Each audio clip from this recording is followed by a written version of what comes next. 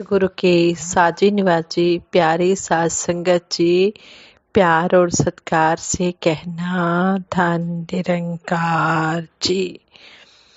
सतगुरु दातार निरंकार के चरणों में हर पल सभी के लिए दासी यही अरदास करती है, हे दातार तेरे दर से बस यही दुआ मांगे, घर घर में खुशी बरसे, हम सबका भला मांगे। सतगुरु सच्चे पातशाह सबके घरों में खुशियां हो, बहारें हो, सभी सेवा सिमरन सत्संग के साथ जुड़े रहे, ऐसा आशीर्वाद हम सबको देना। साथ संगत जी कहते हैं, एक बगदाद का बादशाह गरीबों की सहायता में हर समय लगा रहता था। बगदाद से थोड़ी दूर एक गांव में गरीब परिवार रहता था। वह किसी तरह रूखा सूखा खाकर अपना गुजारा करता था। एक दिन पत्नी ने पति से कहा, तुम देख रहे हो कि हमारे पास खाने के लिए कुछ भी नहीं है। तुम्हें ऐसी कोशिश करनी चाहिए कि कम से कम दोनों समय पेट भर भोजन तो मिल सके। पति बोला, तुम्हारा कहना ठीक है, पर संसार में किसी के हालात हमेशा एक जैसे नहीं रहते। निश्चिंत रहो, समय पर सब कुछ ठीक हो जाएगा। पत्नी ने कहा, मेरी बात मानो, बगदाद का बादशाह बहुत ही दयालु है, बहुत ही दानी है। जो भी उसके पास जाता है वह उसे खुले हाथों दान देता है। तुम जल्दी ही बगदाद के लिए रवाना हो जाओ। पति ने कहा, बात तो तुम्हारी ठीक है, पर बादशाह के पास खाली हाथ भी नहीं जाया जाता।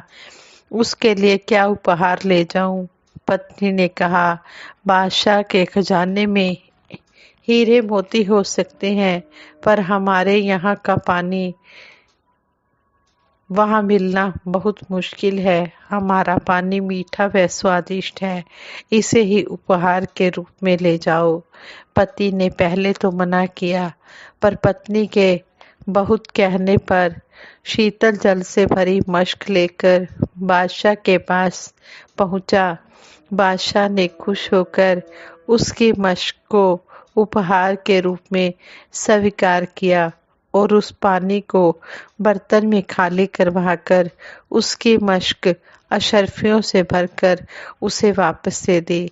जब पति घर पहुंचा तो पत्नी बोली, महान लोग यह नहीं देखते कि उपहार कितना बड़ा या कीमती है, ये तो सिर्फ देने वाले का भाव देखते हैं कि उसका भाव कितना शुद्ध है, उसका मन कितना शुद्ध है।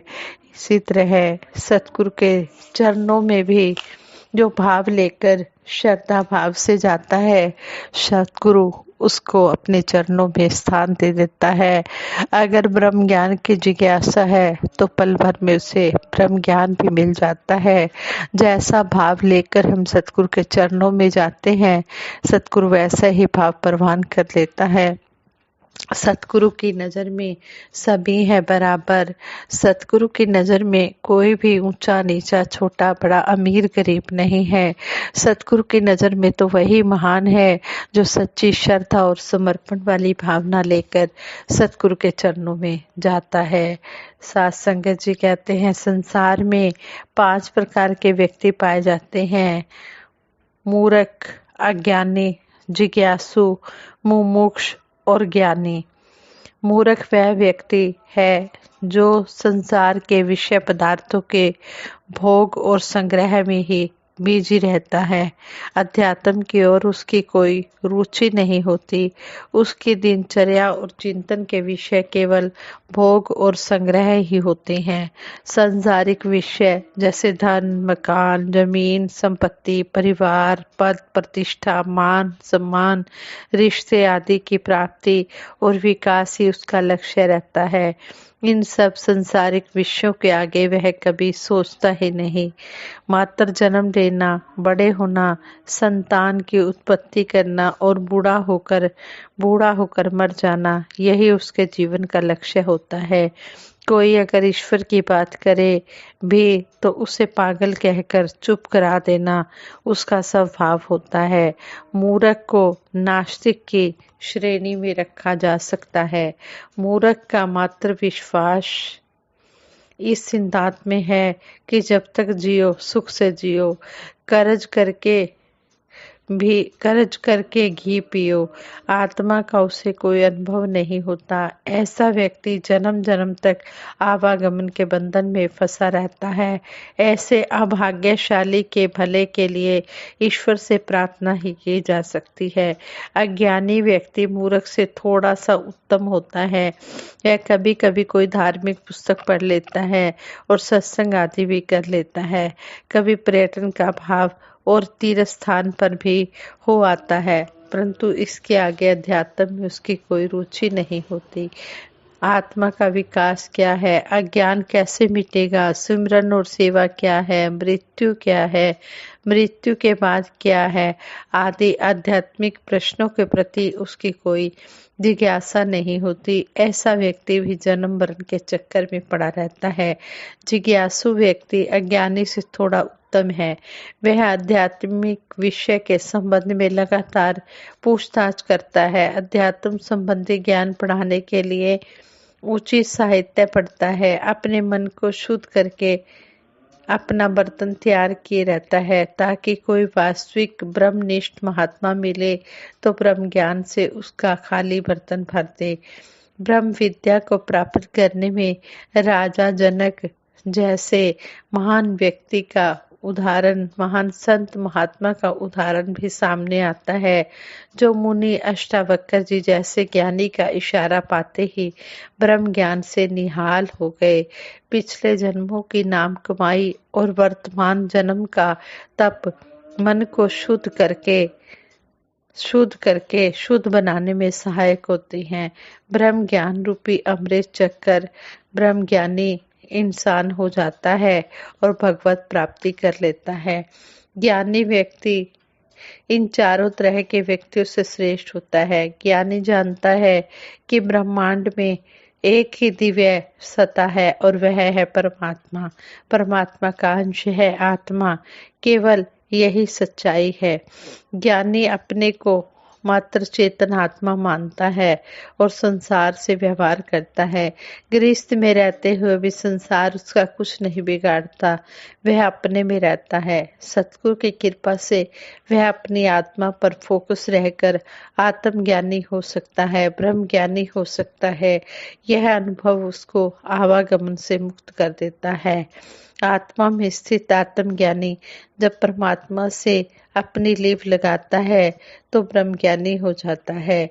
ब्रह्म ज्ञान प्राप्त करने वाले ब्रह्म ज्ञानी को अनेक फल प्राप्त होते हैं, जैसे कि जड़ और चेतन का संयोग अहम कहलाता है।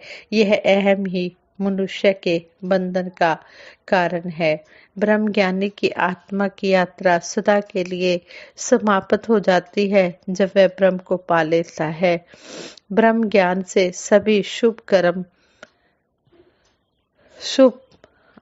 अशुभ कर्म नष्ट हो जाते हैं और कहते हैं कि ब्रह्म ज्ञान के बाद नया जीवन इंसान का शुरू होता है। मन का कार्य विचारों का सृजन करना होता है।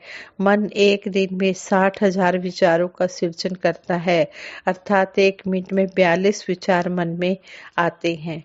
विचार नेगेटिव अगर होंगे तो वो जीवन के लेवल को नीचे गिराएंगे और अगर पॉजिटिव होंगे तो वह ब्रह्मज्ञानी के जीवन को आगे से आगे आध्यात्मिकता के रास्ते पर लाते चले जाएंगे। यह आत्मा स्वयं शरीर में होते हुए भी ये ना तो ये माया में लिप्त होती है और ये मायापति में लिप्त रहती है जब ब्रह्मज्ञानी की दृष्टि इस पर पड़ जाती है। संत कबीर दास जी भी कहते हैं कि कर्म गति तारे नहीं टरे। संत तुलसीदास जी भी कहते हैं कर्म प्रधान विश्व कर राखा, जो जस करे सो तस फल चाखा, काहू न को सुख दुख का दाता, सुख दुख कर दाता, निज कृत कर्म भोग सब भ्राता। कोई भी काम चाहे गुप्त रूप से किया जाए या खुले रूप से, कर्म माना जाता है, क्योंकि विचार से संस्कार बनते हैं। मनुष्य जन्म में ही कर्म किया जाता है, किसी और योनि में नहीं। जब तक जीव इस परमपिता परमात्मा की प्राप्ति नहीं करता है, वह जन्म मरण के बंधन से नहीं बच पाता है। अर्थात जब तक जीव ब्रह्म ज्ञान को प्राप्त नहीं करता है, उसका जन्म मरण का बंधन ऐसे ही चलता रहता है। वो 84 के चक्कर ही काटता रहता है।